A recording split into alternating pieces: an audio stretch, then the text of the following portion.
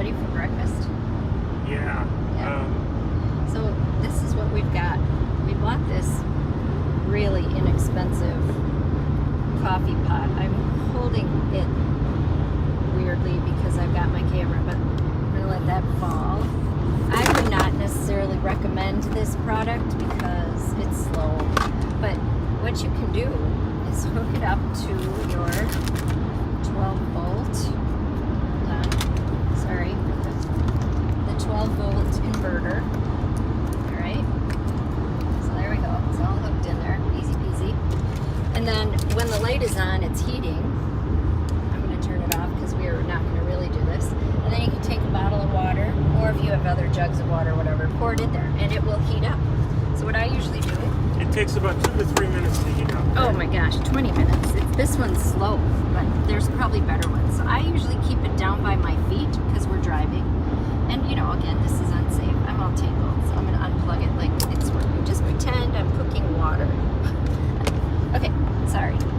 Now, you can get these freeze-dried meals at, I don't know, any camping store, or a lot of times the big box stores. I think they sell them at Walmart, whatever. That was a free gift from our Canada fishing guide, and that's a whole other video. Yeah, and so this is a breakfast skillet, but they've got all sorts of other, like, eggs and whatever.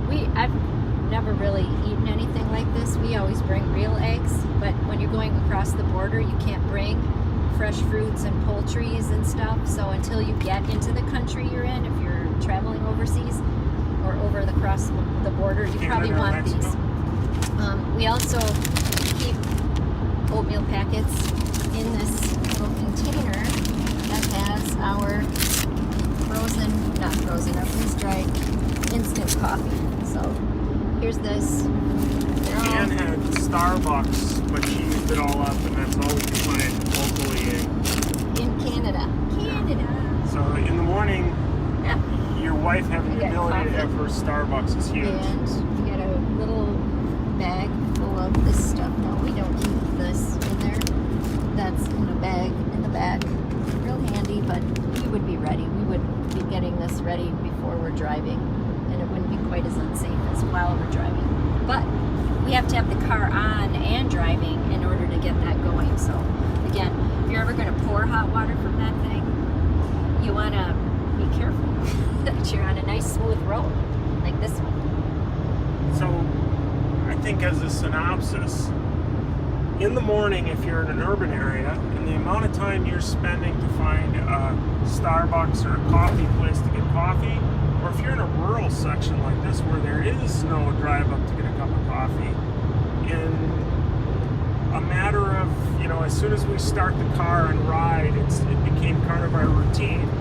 Anne would fill the coffee thing, plug it in to get hot water going. We'd figure out where we're going down the road, and by the time we got settled into where she was comfortable doing this stuff on the road, she had hot water.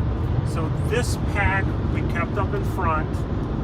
Her coffee, my decaf. There's some tea bags in there for our son when he was with us. And hot chocolate. Hot chocolate. Also, you can put anything in it you want. Oatmeal packs and some plastic spoons. So, boy, if you're really hungry in the morning, you've got that.